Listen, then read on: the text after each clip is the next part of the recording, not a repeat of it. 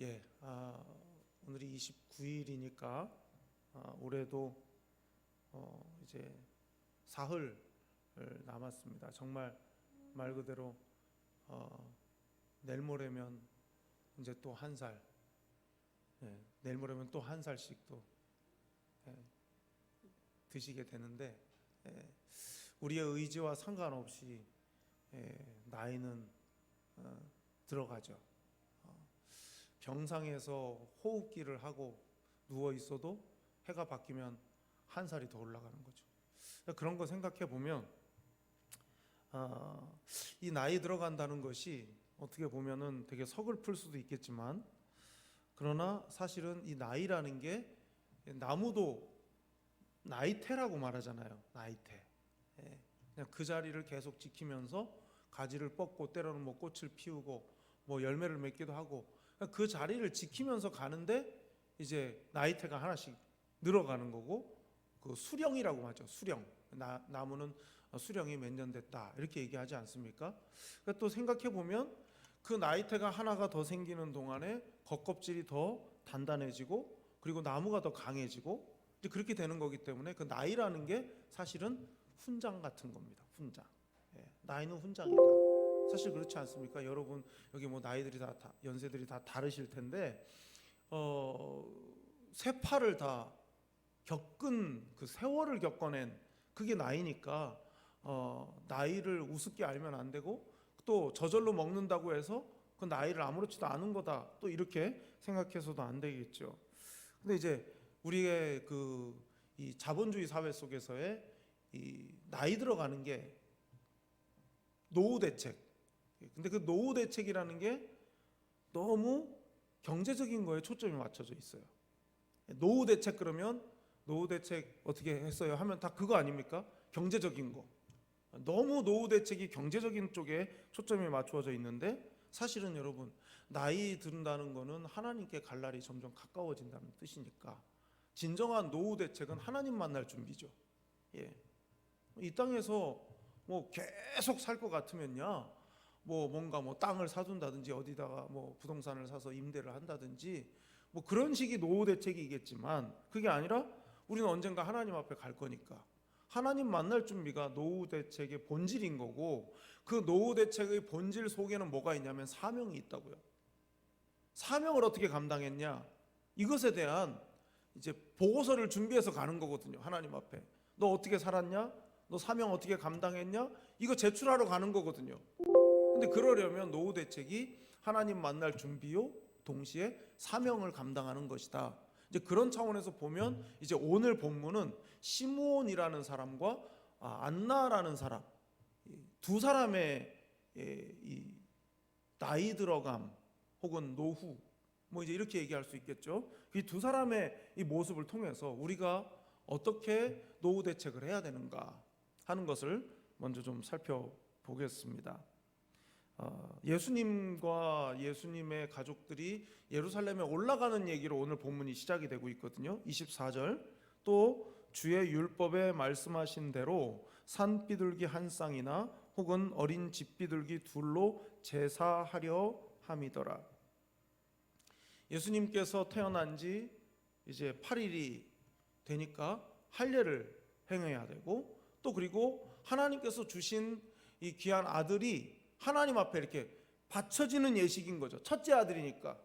그러니까 뭐 침례교회라든지 또 어떤 교회들은 아예 헌아식이라고 합니다. 아예 헌화식을 해요. 아기를 낳고 그 아기가 뭐 이제 엄마랑 같이 한 달 정도 뭐 혹은 6주 정도 이렇게 산후조리를 하고 아이가 좀 밖에 나와도 될 정도쯤 되면 이제 예배당에 아기를 데리고 오는데, 이제 그 데리고 온 첫날에 이제 헌화식을 합니다. 그냥 목사님의 축복기도 정도가 아니에요. 원래 의미는 이 하나님이 주신 이 생명을 하나님께 바칩니다. 그래서 이름도 헌아식이라고 하는 거거든요. 이제 여기서 유래가 된 거죠. 예수님을 예루살렘에 이렇게 가서 하나님 앞에, 말하자면 하나님 앞에 이제 보이는 거죠. 근데 이제 24절을 보면은 산비둘기 한 쌍이나 혹은 어린 집비둘기 둘로 제사하려 함이더라. 그러니까 요 짧은 한마디로 요셉과 마리아가 얼마나 가난했나 생각해 볼 수 있죠. 예, 양을 드리는 것도 아니고 소를 드리는 것도 아니고 뭐 비둘기를 바치려고 한 거 보면 굉장히 가난한 거다. 우리 한국 사람 같으면 첫째 아들을 드리는데 그래도 무리를 해서라도 소를 끌고 간다든지 무리를 해서라도 양을 끌고 갈 것 같은데 그 정도가 아닌 거죠. 그 정도가 못 되는 거죠. 삶의 형편이라는 게 말이죠.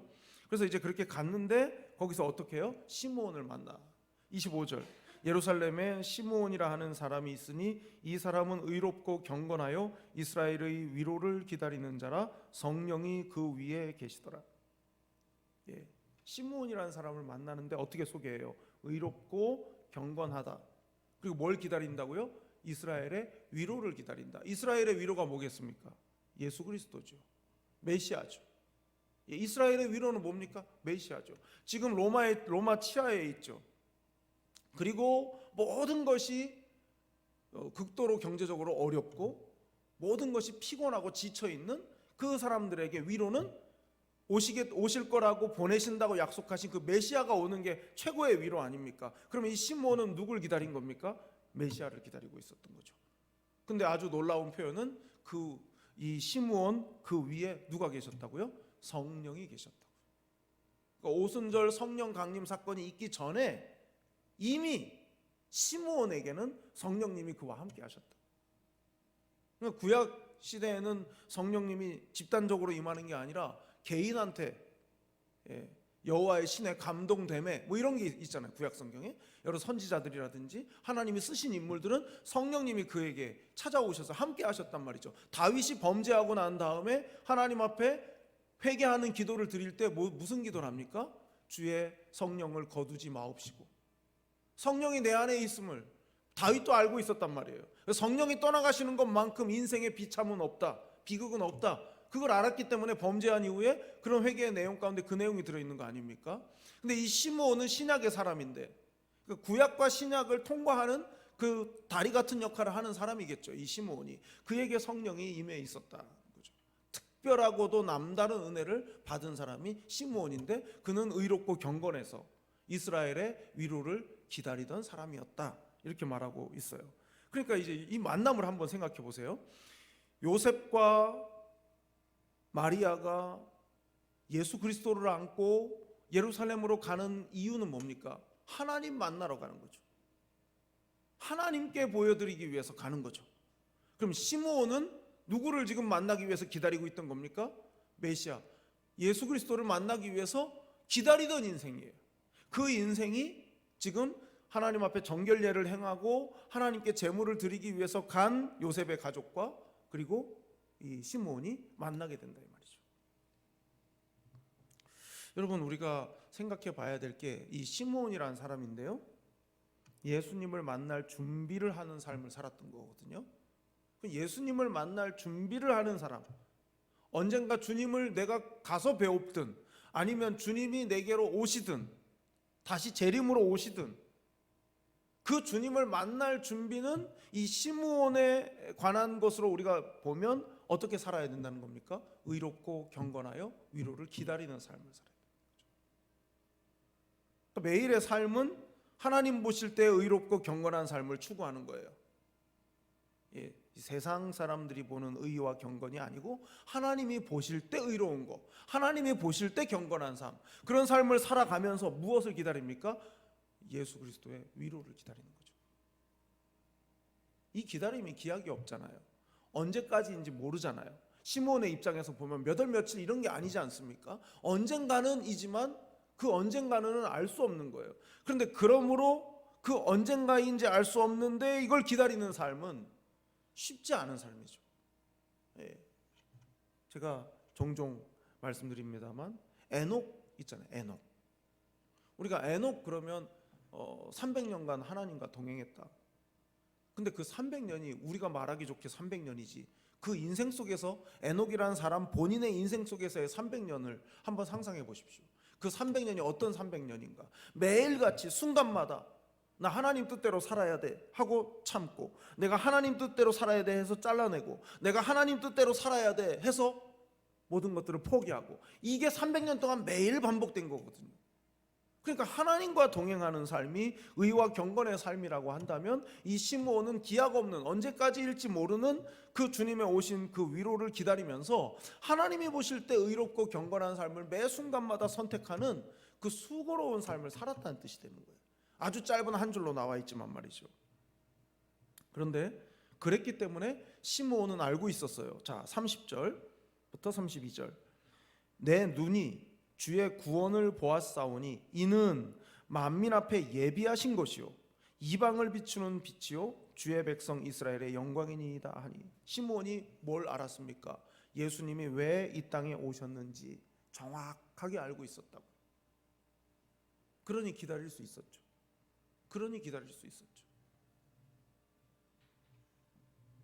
그러니까 우리가 주님이 누구이신지, 주님이 나에게 어떤 분이신지 이게 정리가 되어 있어야 고난을 만났을 때 그 주님을 의지할 수가 있는 거죠.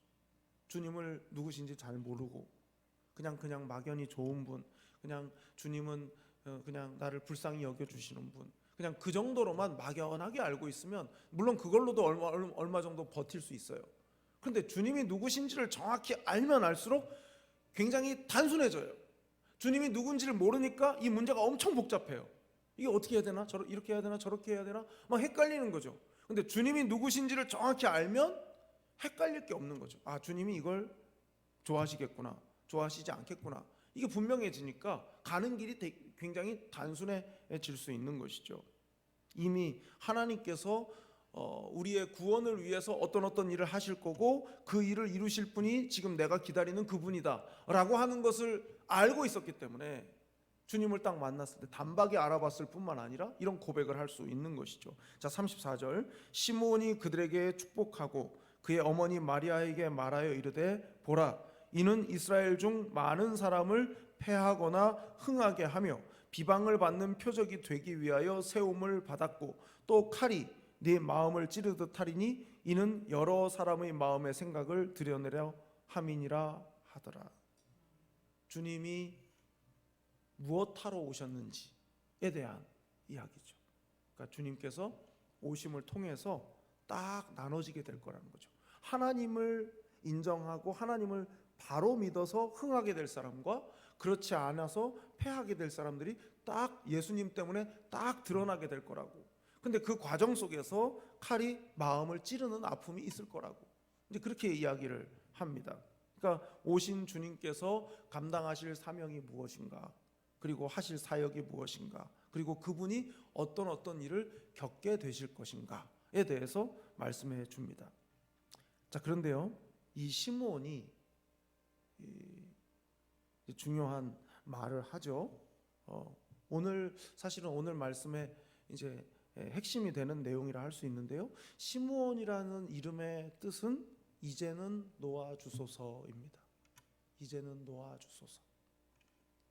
이 땅에서의 사명을 평안히 마칠 수 있었던 것은 그가 감당해야 될 사명을 완수했기 때문이죠. 내가 사명을 다 완수했다 하니까 마음이 평안해지는 거예요. 예전에 알던 서울의 어느 교회에 이제 장로님이신데, 서울에 좀 규모가 있는 교회 장로님이신데, 이분이 이제 의료기 사업을 하셨어요.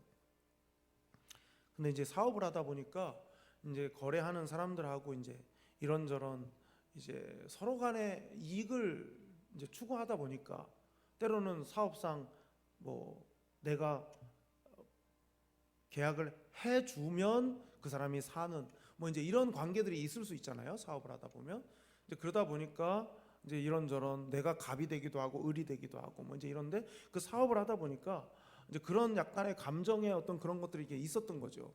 근데 이제 이 장로님이 암이셨나 뭐 이제 그러셔가지고 이제 돌아가실 때쯤 이렇게 된 거예요. 그러니까 이제 이 장로님이 이제 가족들한테 부탁을 하시더라고. 나 누구 보고 싶다. 나 누구 좀 만나고 싶다. 내가 몸이 이러니까 내가 찾아다니긴 좀 힘들고 연락처가 이만저만한데 좀 보자고 좀 전화해 달라고. 그래서 이제 만나고 일일이 다 사과를 하셨다는 거죠. 일일이 다 내가 그때 나도 어려운 때니까 사장님 마음을 내가 잘 못 헤아렸다고, 내가 미안하다고 일일이 한 사람 한 사람을 다 연락해서 만나가지고 다 사과를, 이제 만약에 뭐 올 수 없으면 전화상으로라도 일일이 다 사과를 했다는 거죠. 이제 내가 이 땅에서 이 땅의 장막을 내가 여기서 이 땅의 장막이 허물어지고 영원한 허물어지지 않을 장막으로 내가 이제 이사를 가야 되는데, 이제 거기로 이사 가면 이제 끝이니까 여기로는 못 오니까 여기에서의 관계를 다 정리하고 여기서의 모든 것들을 다 정리하고 싶다, 이제 이런 거 아니겠습니까? 이제 그렇게 됨으로 놓아지는 거죠. 예.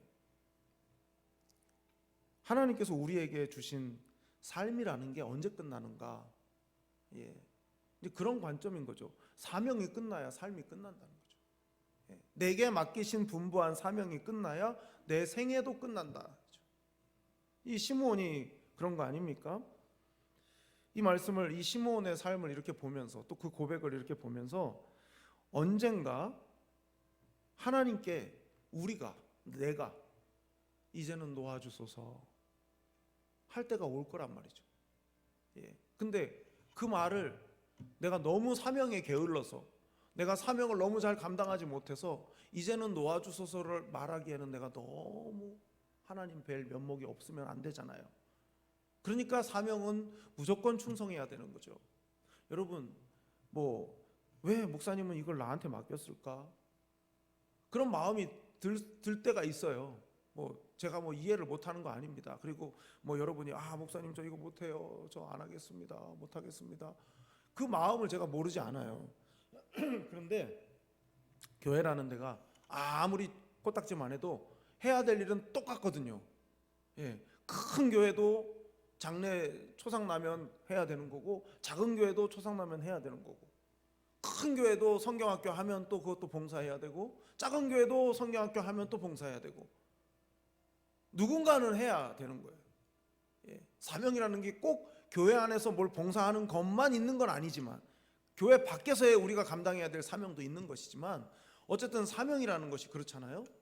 예, 제가 그런 용서하시고 들으십시오. 이제 때가 돼 가니까 미리 이제 한 여름쯤부터 너무 티 안 내려고 여름부터 살짝 흘리시는 분이 있는 거죠. 내년에는 저쪽으로 이렇게 얘기하시는 거죠. 예, 이해가 돼요. 일하는 게 힘드니까. 누가 알아주는 것도 아니고 다 힘들잖아요. 다 똑같죠. 그러니까 이제 그렇게 이제 얘기하시면서 다 내려놓겠다고, 저 내려놓으려고 그런다고. 여러분, 제가 이 기회에 말씀드립니다. 내려놓는다는 말을 하지 마세요. 그냥 안 하겠다고 하세요. 차라리 그게 솔직해요. 예, 내려놓는다는 말은 처분을 따르겠다는 뜻이에요. 여러분, 내려놓는다는 말이 그렇게 함부로 할 말이 아니에요. 내려놓는다는 건 처분을 따르겠다는 뜻이에요. 내 권리를 완전히 놓겠다는 뜻이잖아요. 근데 내려놓은 거니까 나는 아무것도 시키지 마세요, 이건 모순이죠. 난 안 할 테니 차라리 나한테 억지로 시키지 마세요, 이렇게 말하는 게 낫지, 내려놓을 테니 나를 아무것도 시키지 마세요는 모순이에요. 내려놓는다고 했으면 그냥 처분을 따라야죠. 그러니까 여러분, 사명을 목사가 시켜서 하고 누가 시켜서 하고 이렇게 생각하지 마십시오. 예. 목사가 안 시켜도 하나님이 내 마음에 감동을 주시기를 평일날 나와서 청소해야 되겠다, 그럼 하면 되는 거죠. 집사님, 오늘 왜 갑자기 바닥을 닦고 그러세요? 뭐야 목사님, 교회 청소해도 뭐라 그래? 나 못해, 이러면 안 되겠죠. 예. 하는 거예요. 목사님, 제가 무슨 정해져 있지 않은데 제가 기도하면서 생각해 보니까 평일에는 교회당 바닥을 닦을 사람이 없으니까, 닦는 사람이 없으니까 제가 하는 게 좋겠습니다. 그러면 목사가 오히려 뻘쭘하고, 내가 참 생각이 짧았구나. 그런 집사님한테 집사님 대단하시네, 오늘 같은 날 이렇게 추운데 손 호호 불어가면서 바닥을 다 닦고, 이렇게 말했어야 되는데 제가 오히려 찔리죠. 그러니까 여러분, 사명을 목사가 시켜서 하고 목사가 안 시켜서 안 하고 이렇게 하지 마시고, 하나님이 내게 감동을 주시면 그냥 하면 되는 거예요. 예. 그리고 혹 임명을 안 했다? 그러면 내가 좀 더 기도하고 좀 더 내가 마음이 여물어서 그때 또 내가 이런 거 한번 조심스럽지만 해보고 싶습니다. 그러면 되는 거 아니겠습니까? 예. 중요한 건 사명을 끝까지 달려가는 거죠. 끝까지 달려가는 거. 자, 26절을 보세요. 그가 주의 그리스도를 보기 전에는 죽지 아니하리라 하는 성령의 지시를 받았더니. 시므온이 왜 이제는 놓아주소서라고 말할 수 있습니까? 너 주님을 만나기 전에는 내가 너를 부르지 않는다 하셨던 성령님의 하나님의 음성을 들었기 때문에, 하나님께 사명받았기 때문에, 하나님께 사명받은 거. 예. 여러분, 이런 표현이 좀 그렇지만 직장인들이 진급하잖아요. 진급할 때 달았다라는 표현을 써요. 달았다, 과장 달았다, 대리 달았다, 이런 표현 쓰잖아요. 이 서울에 있는 어느 교회, 대형 교회, 그 교회는 그런 말이 있습니다. 그 교회에서 장로가 되는 건 삼성의 임원 되는 거라고 이렇게 얘기하는 교회가 있어요. 그 교회 장로가 된다는 건 삼성의 임원이 되는 거라고, 뭐 상무 이상이죠. 임원이 되는 거라고 그렇게 말들을 합니다. 그러니까 어떻게 말하겠습니까? 아무개 집사 장로 달았대 이렇게 말합니다. 그러면 여러분, 그런 아무것도 아닌 말인 것 같지만 그런 말들을 쓰는 그 속에는 뭐가 담겨 있는 겁니까? 사람이 진급하는 걸로 바라보는 거예요. 사람이 장로라는 직분을 주는 걸로 바라보는 거예요. 그러니까 장로 달았다라는 말을 쓰죠. 참 마음이, 그 교회 장로님이 저한테 하신 얘기예요. 그 교회 장로님이 자기 대학 동기들이랑 친구들이랑 너 이번에 장로 달아? 이렇게 얘기하더라는 겁니다. 교회 안 다니는 친구들이 자기 씁쓸했다는 말을 저한테 하는 거예요. 장로가 뭔지도 모르고 교회 안 다니는 사람도 그 교회 장로 되는 거는 삼성 임원 되는 거라고 생각을 하니까. 그러니까 너 이번에 장로 단다며? 그때 그분 나이가 그 장로님이 저보다 한 2살 많거든요. 2살 정도 많으신 장로님인데 그분이 이제 의사인데 그분이 이제 그 얘기를 하는 거예요. 자기 친구들이 그렇게 얘기했다고. 장로를 그렇게 본다고 세상 사람들이. 그래서 참 안타깝다는 식으로 말씀을 하셨어요. 그런데 여러분 보세요. 직분이라는 게 그냥 목사가 주는 거고 뭐 이런 식으로 계속 생각을 하다 보면 직분은 그냥 명예인 거예요. 명예. 그냥 어떤 대우인 거고. 근데 그렇지 않잖아요.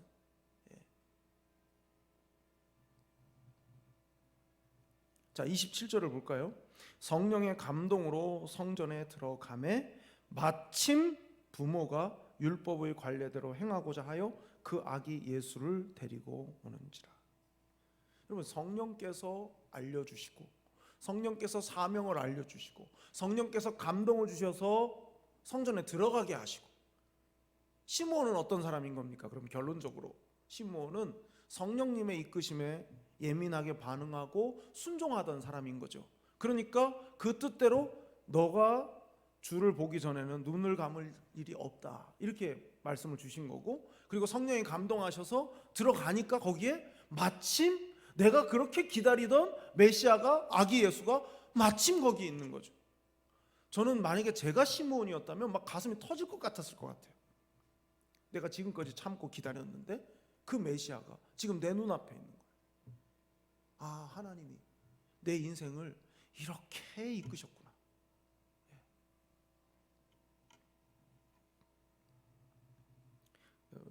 다른 각도로 보면 기다림이죠. 기다림.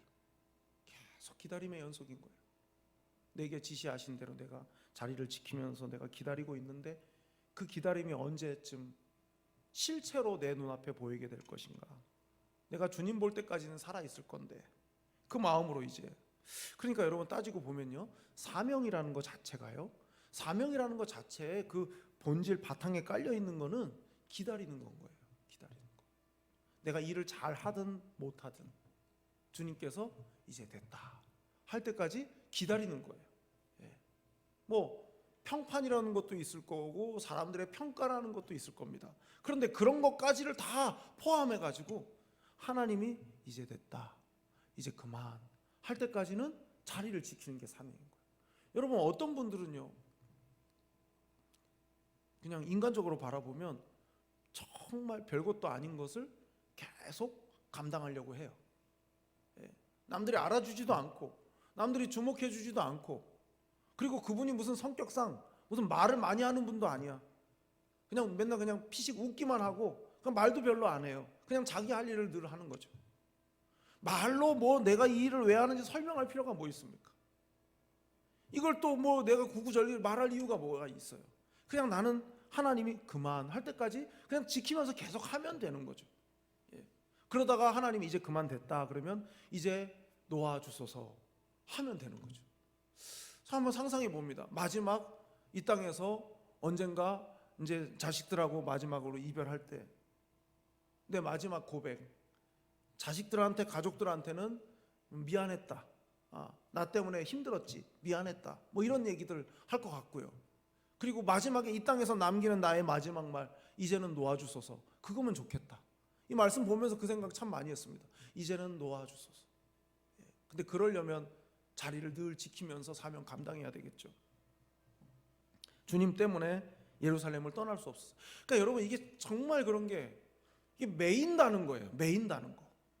애매한 거예요. 날짜를 말했으면 잠깐 어디 갔다가라도 오죠. 언제일지 모르니까 아마 시므온은 예루살렘을 못 떠났을 거 아니겠습니까? 그게 언제인 줄 알고 어디를 갑니까? 애매한 거예요. 항상 매여 있으니까 그냥 애매한 거예요. 예. 꾹 참고 매여 있다가 그리고 기다리다가 주님을 만나는 거죠. 그리고 이제는 놓아주소서. 하나님께서 여러분에게 어떤 사명을 주셨든 또 하나님께서 얼만큼의 시간 동안 그 사명을 감당하라 하시든 여러분 자리를 지키고 하나님이 이제 그만 할 때까지는 그 사명을 변함없는 모습으로 감당하시기를 바랍니다. 그리고 또 한 사람이 안나라는 사람이 있어요. 자, 36절. 또 아셀 지파 바누엘의 딸 안나라 하는 선지자가 있어 나이가 매우 많았더라. 그가 결혼한 후 7해 동안 남편과 함께 살다가 과부가 되고 84세가 되었더라. 이 사람이 성전을 떠나지 아니하고 주야로 금식하며 기도함으로 섬기더니. 여러분 이 안나라는 여인에 대한 정보가 아주 단순하지만 정확하게 나와 있죠. 결혼했는데 남편하고 산 세월은 7년 같이 살았고요. 그리고 남편하고 사별하고 몇 년을 살았다고요? 혼자 77년을. 그러니까 84세인 거예요. 84세 할머니예요. 84세 할머니가 지금 성전을 지키고 있는 거예요. 성전을 떠나지 않고 있는 거예요. 자, 38절. 마침 이때에 나와서, 마침 이때가 언제입니까? 예수님, 아기 예수님을 안고 예루살렘에 왔을 때, 정결례를 지키고 하나님 앞에 제물을 바치기 위해서 왔을 때, 그때 시므온처럼 누구도요? 이 안나도요. 몇 년의 기다림입니까? 77년의 기다림. 기다림 끝판왕이죠. 요즘 말로 하면 기다림의 끝판왕. 77년을 기다렸다고.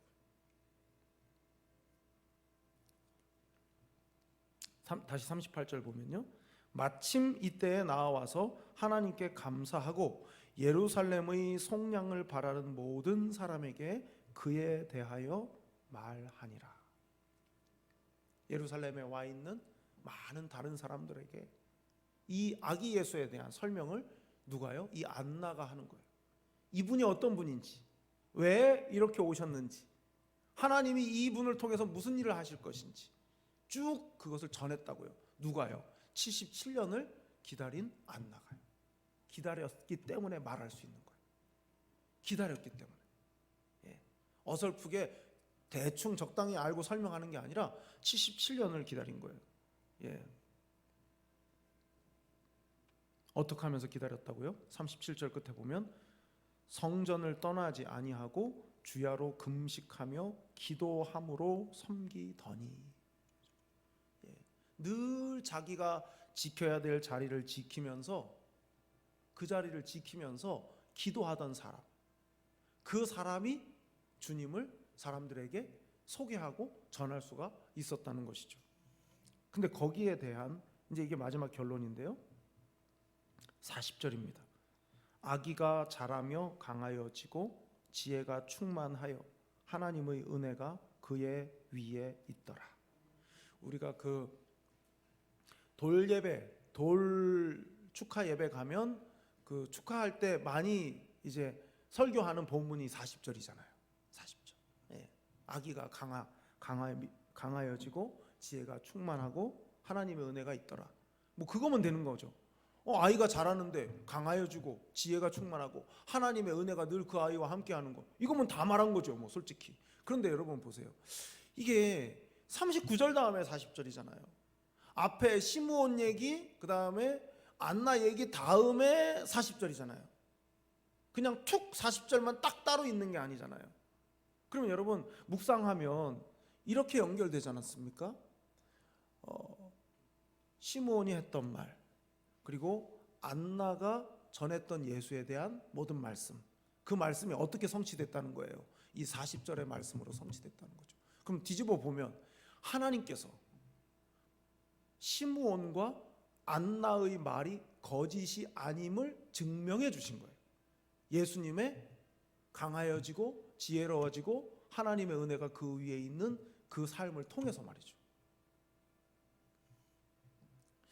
안나든 시므온이든 하나님의 때를 기다리는 동안 그 삶의 그 질곡, 그 말로 다 할 수 없는 인생의 그 고난, 시련, 또 외로움, 고통, 때로는 뭐 남들한테 받지 않아도 될 이상한 시선을 받는 그런 일들까지를 다 감당하면서 오랜 기다림의 끝에 주님을 직접 보는 영광을 누린 거예요. 사실 그렇지 않습니까?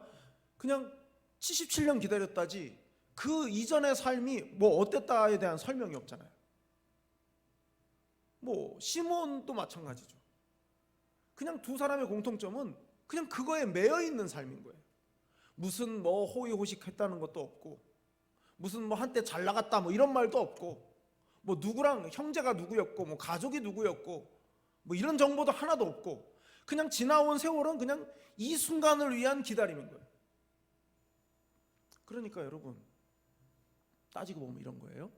한 대학교 4년 바짝 공부해가지고 좋은 회사 들어가는 거, 그리고 나는 운이 좋았다고, 혹은 뭐 나는 하나님이 좀 나를 좀 은혜를 베풀어 주셔서 내가 좀 특별한 은혜를 받았다고, 그렇게 말하는 인생과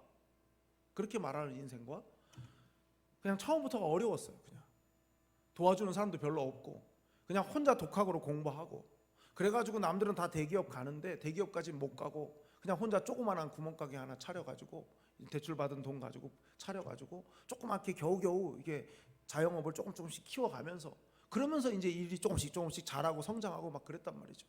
그렇게 한 사람이 나중에 하나님의 은혜였다라고 고백하는 것과 앞에 말한 고백은 무게가 다른 거죠. 질이 다른 거죠.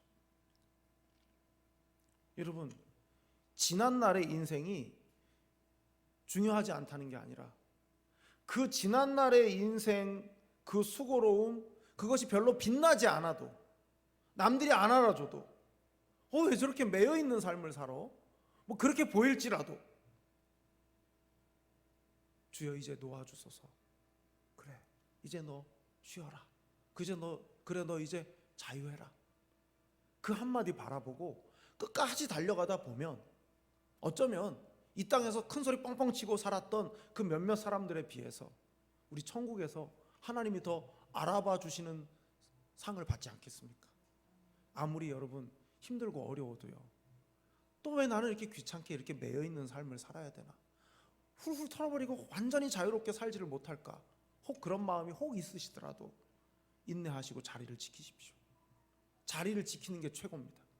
언제나 자리 지키고 내 맡겨진 사명 감당하고 지켜나가는 것이, 그것이 하나님이 가장 귀하게 보시는 거예요.